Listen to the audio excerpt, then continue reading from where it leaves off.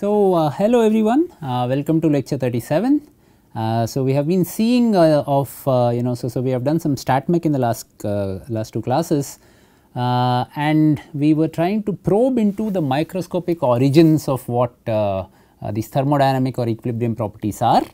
And so we did some very basic formalism of StatMech in a closed system, or what is called a canonical ensemble in statistical mechanics. And we came up, then we came up with the definition of what is called partition function, and we said partition function is this function, or is this entity that relates to thermodynamics through a Helmholtz free energy, or through some sort of a free energy term, the thermodynamic potential. That is the thermodynamics part of it, right? And from thermodynamic potential we know what properties are. They are just second derivatives of these potentials with respect to some cause functions, right? And on the other side, the way the partition function looks is it sums up the energies and probabilities of all the individual micro states that may exist in a system, and so that is how it spies on the the micro state of the system, but at the same time it also micro states of the system, the microscopic nature of the system, but at the same time it also looks at the thermodynamics, which is more sort of a looking at properties on a global scale, right? So partition function is the one that relates these two, the microscopic picture with the macroscopic picture, or with the thermodynamic picture. And so we know how to deal with properties, equilibrium properties, from a thermodynamic point of view. We just take double derivatives, we interpreted this as some sort of a restoring force, and we said, okay, so then let me we interpreted the property as something that tells me the magnitude of the restoring force once I deviate the system slightly away from equilibrium. Then the question is, okay, so what does a property then, so what is the microscopic origin of all these properties, right? So we looked at what susceptibility is, for example, and we said susceptibility is nothing but its fluctuations in polarization, right? So every microscopic domain or microscopic region has certain polarization. It doesn't, so statistically varying polarization. It doesn't need to be a ferroelectric material, right? So I don't need to have a net polarization. The average polarization can be 0, but every microdomain has some polarization, so there are fluctuations in polarization, and these are time dependent fluctuations. These are also spatial fluctuations, right? So then we said if the fluctuations are large, that is the p square, the variance in these polarizations is large, so this quantity here, if I go back to my notes and then see what happened in the last class. So if this quantity is large, that is what is related to nothing but that is what I am physically measuring as susceptibility, right? So that is what I said. Okay, then we looked at some examples. We said, all right, so where can now the point is, okay, so now that we have this understanding of fluctuations, the manifestation of fluctuations, right? So is nothing but the susceptibility, or in general this is some sort of it's not so I'll go to the I'll go and explain that, so more generally these are correlations between various microscopic polarization domains, but that comes to the later part of this class. But how do I enhance the fluctuations of polarization in a certain material, right? So that gives me a material design constraint. All said and done, we said we will design materials with certain properties, right? So we took the example of PZT. PZT is lead zirconium titanate. And in lead zirconium titanate we said there is something called morphotropic phase boundary. Now if I go to what this morphotropic phase boundary is, so it is this boundary which divides the composition, at about 48% of the titanium concentration, right? So the lead zirconate and the lead titanate alloys, they form a complete solid solution at about 48% of lead titanate concentration. So that is the place, that is the region, that is the a phase boundary. There is a phase boundary there. It separates a rhombohedral phase from a tetragonal phase, right? And we said the number of rhombohedral variants in a rhombohedral phase are so I can have my polarization along one of the 8 domains, right? So micropolarizations, right? So the net polarization can be 0, right. So but if I zoom it in microscopically, there will always be some sort of polarizations, right, or even if there are no polarizations, I can create them by using electric field. But the number of such microscopic polarizations, the number of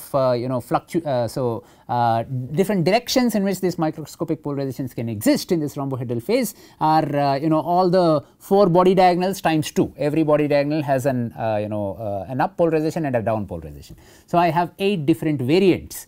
So polarization can exist in all these 8 different variants. Similarly, in the tetragonal phase, polarization can exist in 16 different variants. Now I have so much of phase space or polarization space that I can cover. My fluctuations can go from one polarization to another polarization if I apply an electric field. So all my microscopic polarizations want to align on an average in the direction of electric field.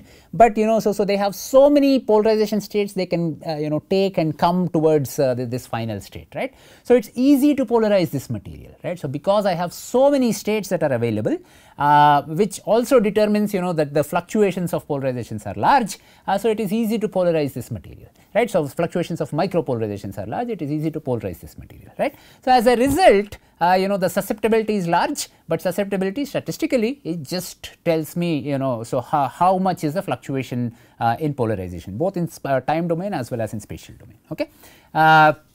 Okay, so we said MPB in PZT is an important composition. So I will have susceptibilities which are enhanced at the MPB, right. So if I take PZT of concentration less than 48%, my susceptibilities are reasonable but not that large. If I take PZT of polarization of composition larger than 48%, my susceptibilities are there but not that large. But at the MPB the susceptibility peaks, right. So it goes something like this, right. So if I plot susceptibility versus composition, that is how it peaks like. Okay. So yeah, so my susceptibility, let me use a different color, versus composition in an what is called an MPB composition, which is 48% of titanium, right. So this is the titanium concentration. It would peak like this and it would come down again, right. So there is some peak there, right. So near a phase boundary, this is what is called the morphotropic phase boundary.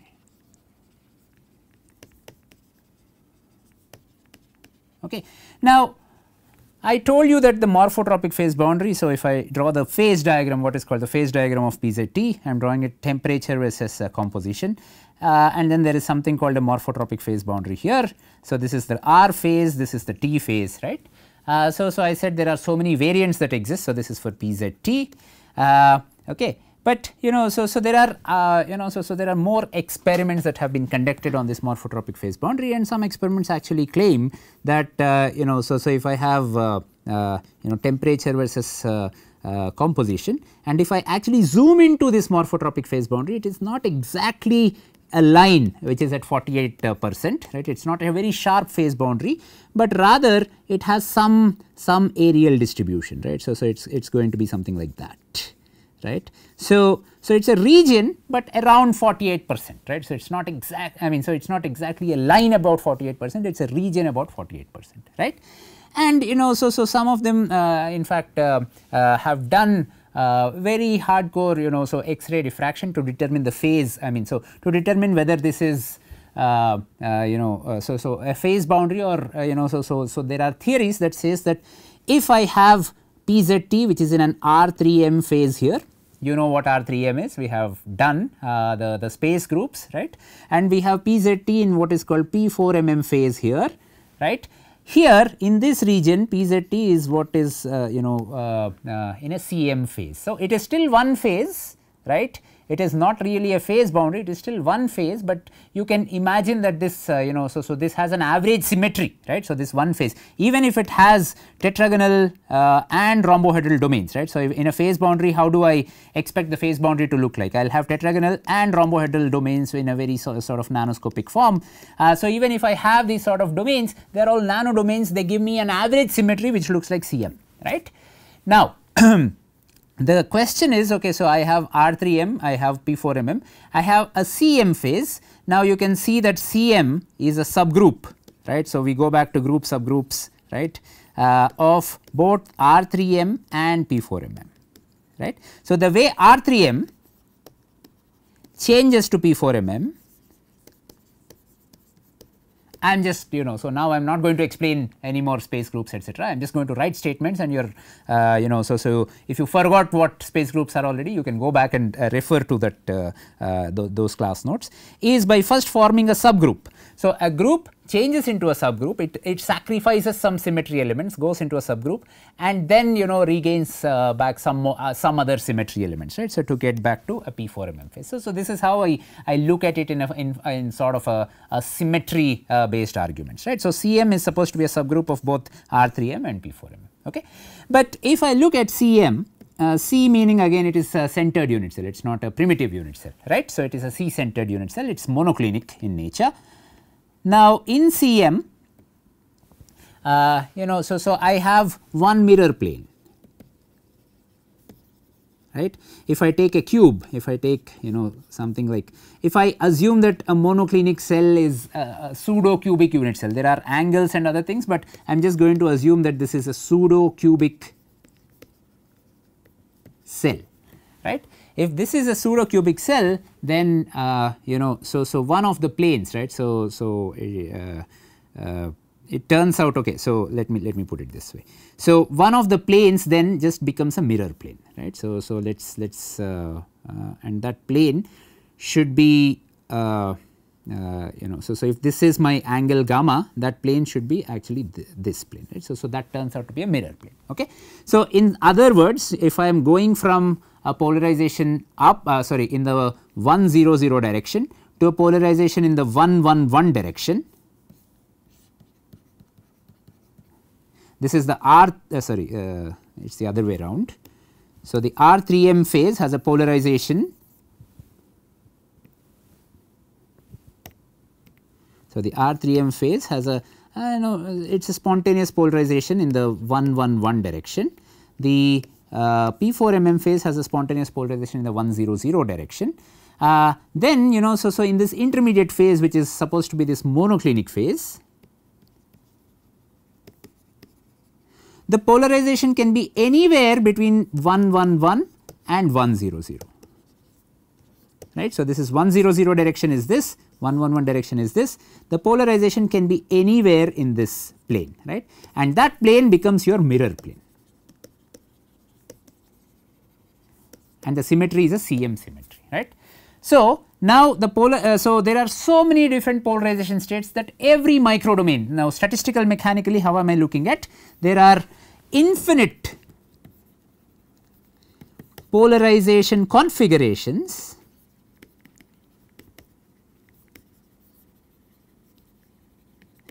that microdomains can exist in.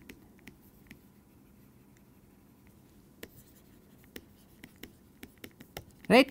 So, the polarization plane, so along the mirror plane, the polarization can be anywhere, right. It does not affect the mirror symmetry, whatever be the direction of polarization. So, about the mirror plane, which happens to be a 1 1 0 plane, if I am going from a tetragonal to a rhombohedral or a rhombohedral to a tetragonal phase, this becomes a 1 1 0 plane, and you can see that here. This should be a plane that contains both 1 0 0 and 1 1 1, right. So, that is going to be a 1 0 1 1 0 plane, okay. So, these are different indices, this is not the same index as how I define this is not the same coordinate axis as how I define this monoclinic unit cell here, but this is a different coordinate axis. In this different coordinate axis, which is easy to understand, I come from a tetragonal phase, the T phase to an R phase, right. So, I am not going to change the coordinate system, every time I change the phase I am not going to change the coordinate system. In that case, then the 1 1 0 plane so starts to become the mirror plane. So, my mirror plane can be anywhere so from 1 1 1 my polarization can be anywhere from 1 1 1 to 1 0 0, right. So, it can be anywhere on that mirror plane.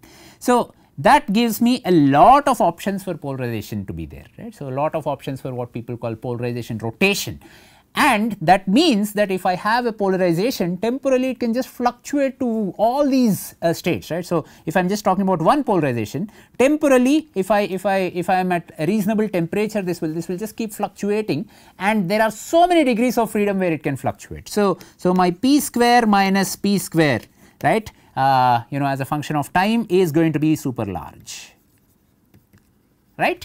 and as a result my susceptibility is going to be large. So, this is the other way of looking at it. So, I have a different phase here, that is one of the mechanisms proposed why PZT at the MPB is supposed to have a large piezoelectric coefficient. I have so many different polarization configurations because I have a CM symmetry, CM meaning along the mirror plane my polarization direction can be anything. So, my fluctuations in polarizations will be very large, right. So, my equilibrium fluctuations, right. So, in the sense that if I go from this state to this state, I am going from one stable state to another stable state, I am jumping between these states, and so say if I draw a reaction coordinate, sorry, a polarization coordinate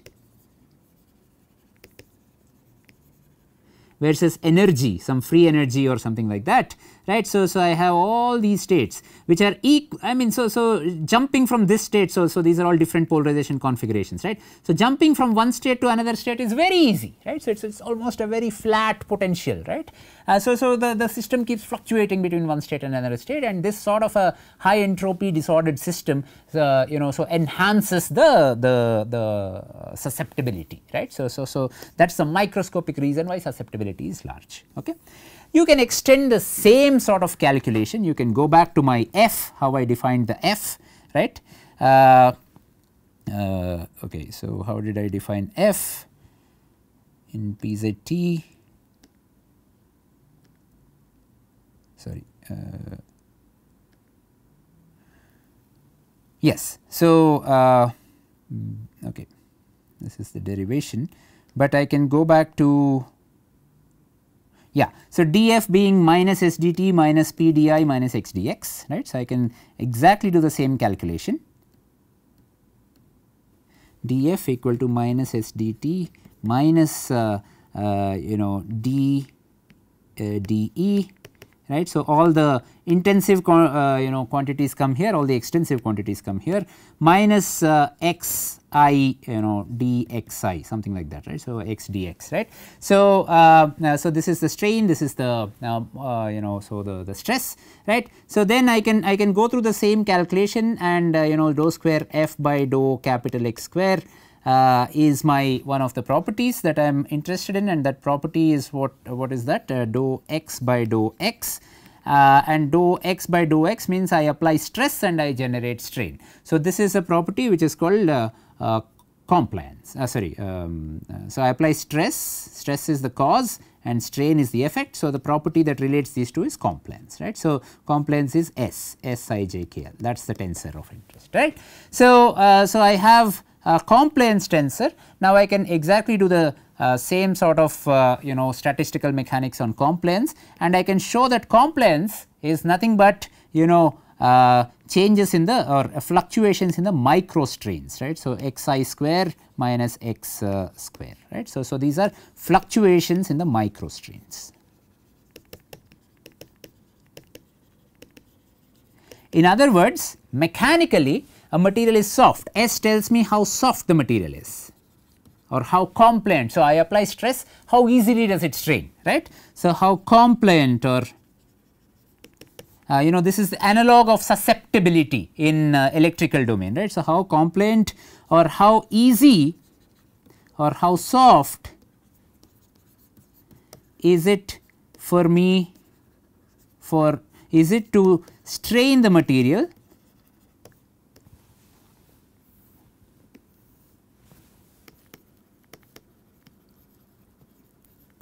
when it is stressed, right. In general, so in any material you will always find these microscopic regions which are, there will be fluctuations in microstrains, right. So, all these are various microscopic regions. You are sort of now these are your states, if you may consider it so that way. So, all these microscopic regions have different microstrains, right, in the sense that there are fluctuations in microstrains, right. So, there are fluctuations in microstrains, and in microstrains both spatially and temporally. And what StatMech tells me is if these fluctuations are large,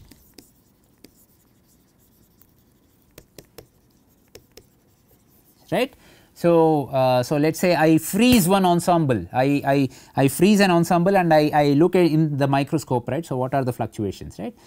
Then if I see spatially that there are a lot of fluctuations at that time instant, then I say that fluctuations are large. This material turns to be like rubber, it is very soft, right. So, or a polymer or something like that. So then the materials tend to be soft.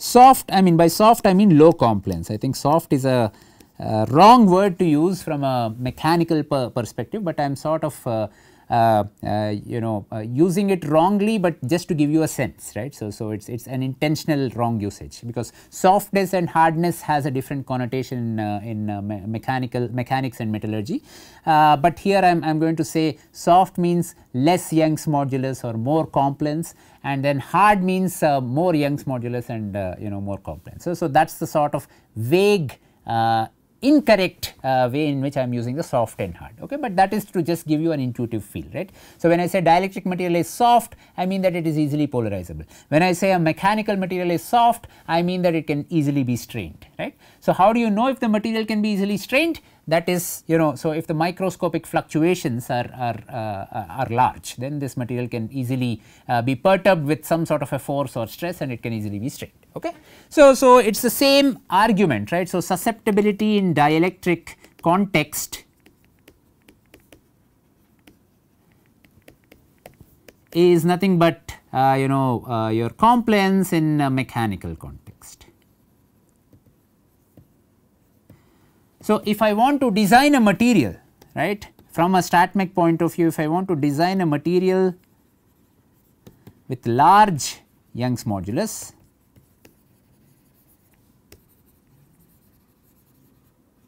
I should make sure that the microscopic fluctuations are small, strain fluctuations.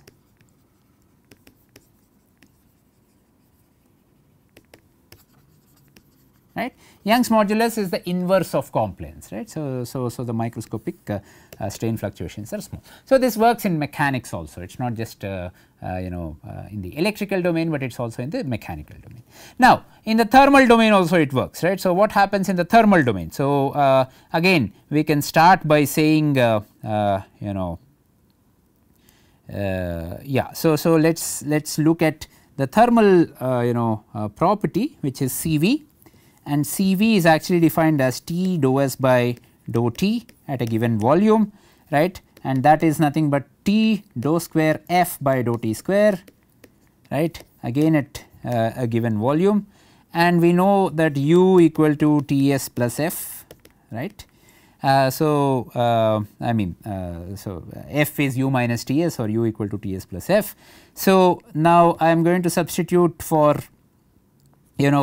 S as dou F by dou T at a given volume minus for the other F plus F, right, and then I am going to write F as minus KBT ln Z, okay. Now you can do this calculation, again it just follows the same sort of calculations but that we did earlier, but here you may want to actually do a substitution. I am not going to go through the calculation, but you can do a substitution that 1 by KBT is actually beta, right.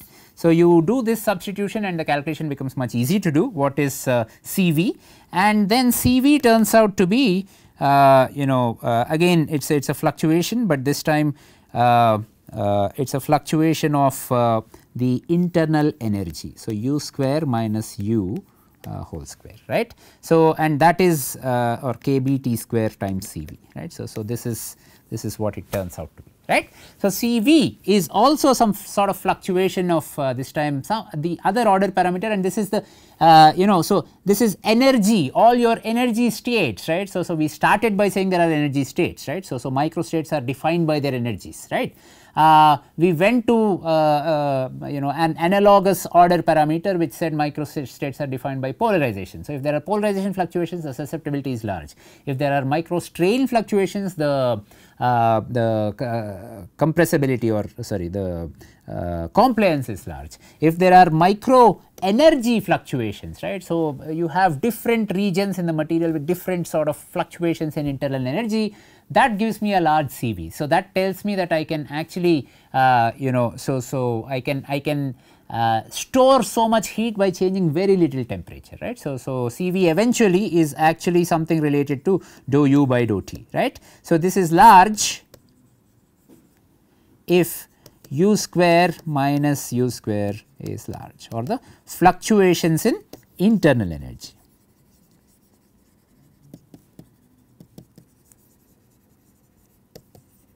Okay. So far we have been looking at statistical fluctuations, right. So, these microscopic fluctuations are very similar to are what are your so is what is the genesis of your equilibrium properties, or if you measure an equilibrium property, although you are doing some sort of static measurements, we will see how to measure these properties in the upcoming classes. We do what are called small signal measurements to measure these properties, but if you do the equilibrium property measurement, although you think this is equilibrium and the system is dead and nothing is happening, microscopically there are a lot of fluctuations that are happening, right, and it is these fluctuations that you are measuring, right. So, you are still measuring dynamics, right. So, although you thermodynamically think that you are measuring equilibrium properties, but the origin of these equilibrium properties is this microscopic fluctuation. So, there is some dynamics that is happening, and that is what you are measuring by measuring the equilibrium properties. Okay. These dynamics actually tell me how easily is it to perturb the system away from equilibrium, or once I perturb it from equilibrium, how high is this restoring force that it comes back immediately to equilibrium. Okay. So, these dynamics actually dictate that, right. Okay. So, let us park this there. So, and then so we were looking in dielectric domain, we were looking in mechanical domain, we were looking in thermal domains. Okay. So, next we look at what are called these coupled properties, right. What is our favorite coupled property? It is actually the piezoelectric tensor or piezoelectric property, which is Dijk, and so the question is, how do I understand these coupled properties, right. So, it's okay that so if I have an order parameter which is polarization, the fluctuations polarization give me susceptibility, the fluctuations in the mechanical order parameter, which is the strain, gives me, or micro strains, gives me the compliance, and fluctuations in the thermal order parameter, which is the internal energies of every of these microscopic states, that gives me CV. All that is fine. Now I understand. So, now if I am going to really coupled properties, what do I mean by fluctuations, or what is this quantity that statistical quantity that relates to the coupled properties, right. So, that is the question we are going to ask. Okay.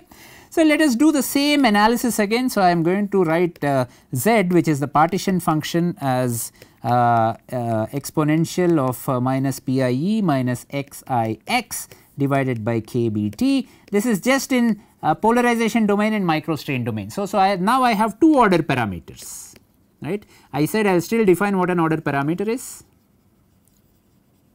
Okay. So, that is P and X. Okay.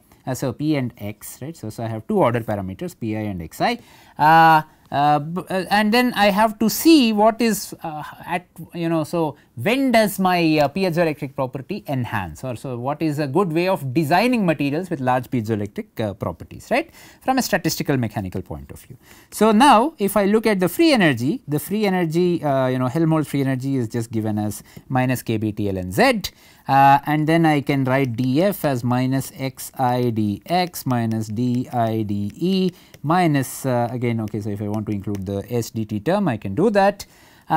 So, now the coupled property, the piezoelectric coupled property is this, right. So, I have to first differentiate f with respect to x, then I get a small x, and then I differentiate small x with respect to, or the strain with respect to electric field. So, in fact, what I am looking at is a converse piezoelectric effect, right. So, this is actually nothing but dou x by dou e, dou xi by dou e. Okay. So, from a microstrain perspective.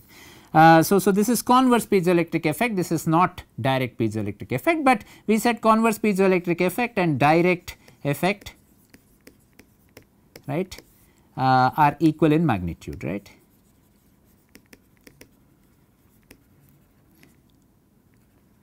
So, I will look at the converse effect, right. So, for now for this calculation I will look at the converse effect.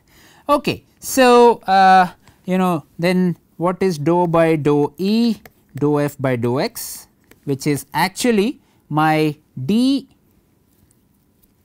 if x is with respect to epsilon I j, yeah. So, if this is I and this is j k, then I have d I j k, right. So, this is what I am writing it in terms of tensorial notation. So, that would be so for simplicity I am just going to assume that everything is a unidirectional thing. So, stresses and electric fields all are in the same direction, right. So, in the void notation. So, I am just going to say that this is equal to just dou f by dou x. I ignore the indices for now, for the if necessary I can complicate it later. So, that is equal to dou by dou E, dou ln z by dou x, right. So, I am these are all tensors, let that be at the back of our mind, but for now let us do a very rough calculation, back of the notebook rough calculation. Okay. So, this is dou kbt dou by dou E 1 over z dou z by dou x. Okay. And that so again I go through the calculation that I said, dou by dou E, so then what I have here is sigma xi exponential. So, since I am differentiating it with respect to capital X, the xi comes out, right. So, from the partition function, and the exponential remains, right. So, minus p I e minus x I x by k b t divided by z. Very good. So, what do I have here? I have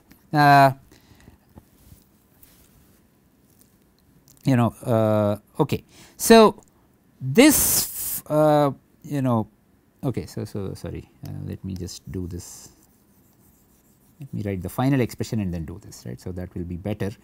Okay. So, yes. So, this is nothing but kbt 1 by z dou square z by dou E dou x minus 1 by z square dou z by dou E dou z by dou x, right. So, this is the sort of term you will get, right, by doing this by parts, right. So, by differentiating this by parts. All right. Now, what is that? That is kbt. Okay. So, I will talk about the first term later, but the second term I know is just 1 by z square. So this is an average of pi and an average of xi, small xi, right. So, this is a multiplication of average of polarization and an average of microstrains, right. So, okay. But the first term is just dou square z by dou x dou E. You can actually see that this is nothing but this is the average pi xi term, right.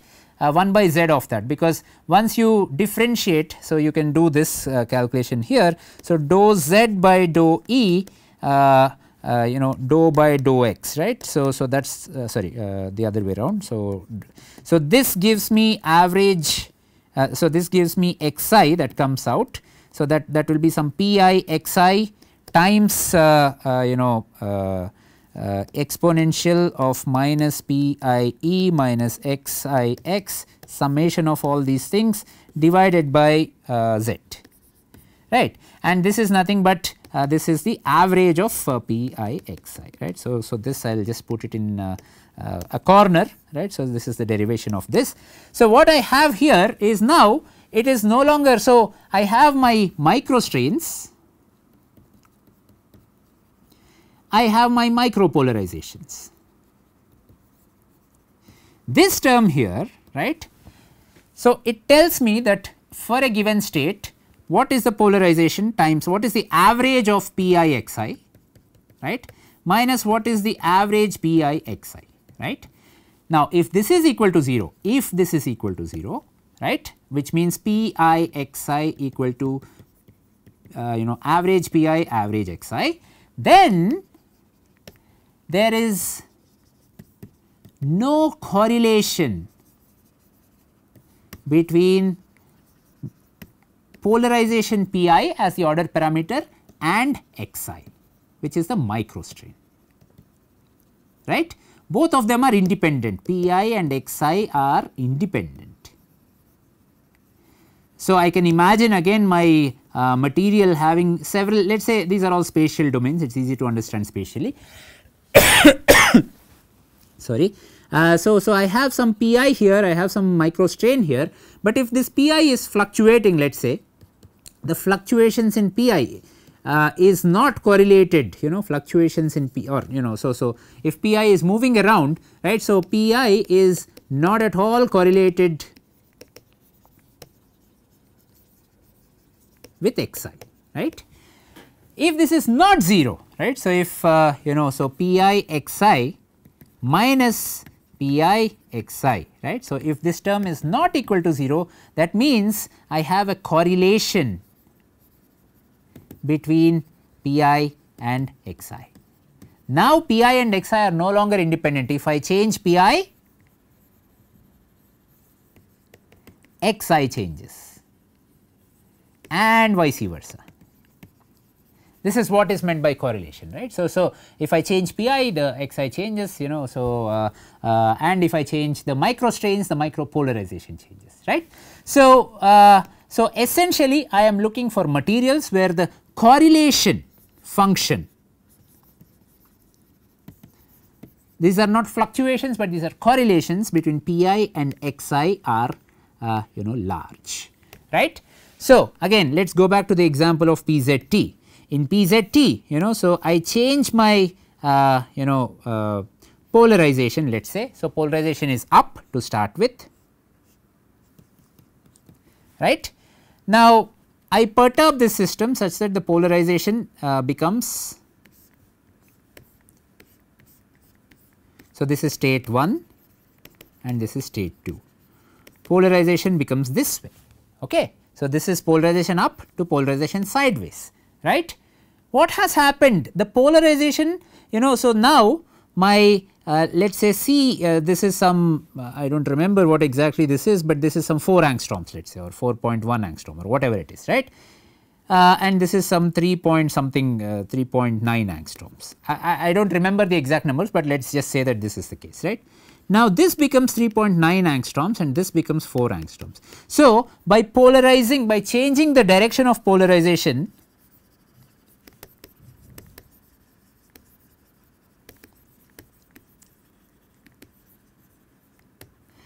I also changed the microstrain in the system, or this unit cell is strained differently now, right. Now, I change the shape of the unit cell, right. So, delta C by C now is 4 minus 3.9 divided by 4, let us say, okay. So, times 100. So, this is the amount of strain that I have in the system, right. So, this is epsilon xx, or sorry x in the 1 direction, right, x in the C direction or 3 direction. Now, if I look at x in 1 direction, that is delta A by A, right. So, that is something else, that is actually, if this is compressive, if this is tensile, this is positive value, then this will be negative value, this will be 3.9 minus 4 divided by 4 times 100. So, this is going to be compressive in nature, and so on and so forth, right. So, just by changing polarization, my strain also changes. So, I induce some microstrain just by changing the polarization, and this means that the polarization and microstrains are correlated, right. Correlated is okay, but the magnitude of correlation, how do I understand what is the magnitude of correlation? I should do this, tells me the magnitude of such correlation. Gives the magnitude of such correlation.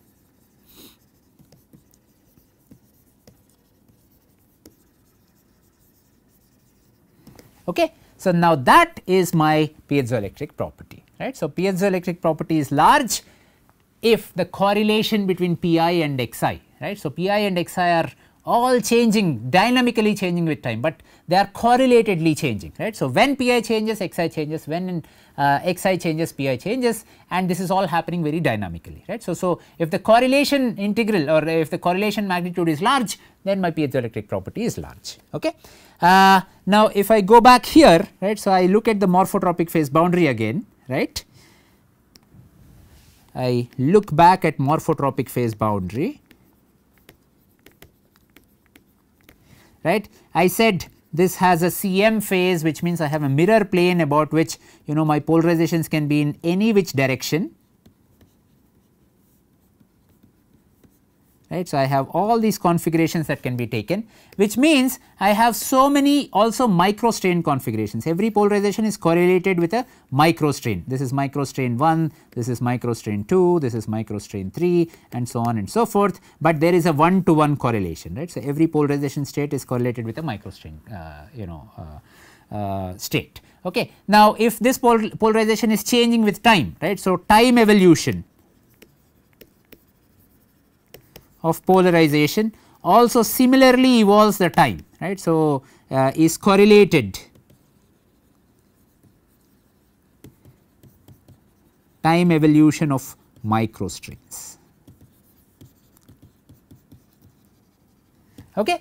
As a result, you will very often see, right. So, at the MPB, if if I plot susceptibility versus composition, right, I said at the MPB I have some sort of a peak, right. So, the susceptibility enhances at the morphotropic phase boundary. Similarly, if I look at D, right, in red, right. So, D is the piezoelectric coefficient, that also will show a similar sort of trend, right, because the the polarizations are also related to the microstrains, right, so are correlated with the microstrains, right. So, since the polarizations are correlated to the microstrains, D tells me the coupling between polarization and the microstrain, D tells me the coupling between Pi and Xi, right. So, if this correlation is large, the coupling is large, right. So, and then you will see similar trends in susceptibility and in the piezoelectric coefficient. Okay. So, so generally so even susceptibility, right. So, I wrote it as P square minus P square, that typically I so this is how I derived it to be, but so whereas if I look at D, D will be just Pi xi minus Pi xi, right. So, this is the correlation, just as I mean here I am talking of it as spatial correlation. So, if Pi is large, xi is large, if Pi fluctuates, xi also should fluctuate, right. So, this is the correlation, right. So, the coupled properties are given as correlations between order parameters.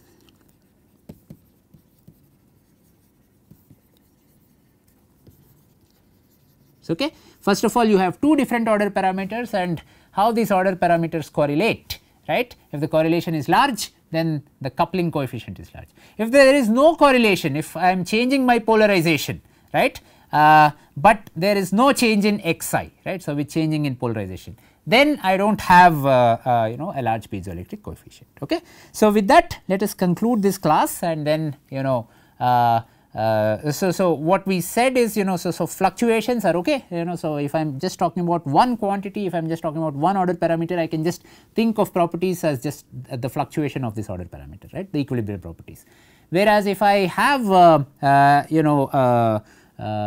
two order parameters, right, and I am looking at coupling between them, right. So, such as a piezoelectric coefficient, where it couples the mechanical problem with the electrical problem, right. So, it couples the polarization as the order parameter with the microstrain as the order parameter. Now, if I change polarization, microstrain also changes, right. So, if I have a system which is this correlated both in time and in space, right. So, if this has a certain polarization, it has a certain microstrain. If I change this, the microstrain also changes. Okay. So, both in time and space, if it changes, right. So, if the correlation is quite large, then these materials have large piezoelectric coefficients. Okay. And we said that even just like in PZT at MPBs, right. So, morphotropic phase boundaries, the piezoelectric coefficients also go high, just like the susceptibility goes high, right. So, this is the microscopic origin. So, it is both fluctuations and correlations, right. So, that statistically between the microscopic domains that determine what these properties are. Okay. All right. So, with that let us meet again in the next class. Thank you very much.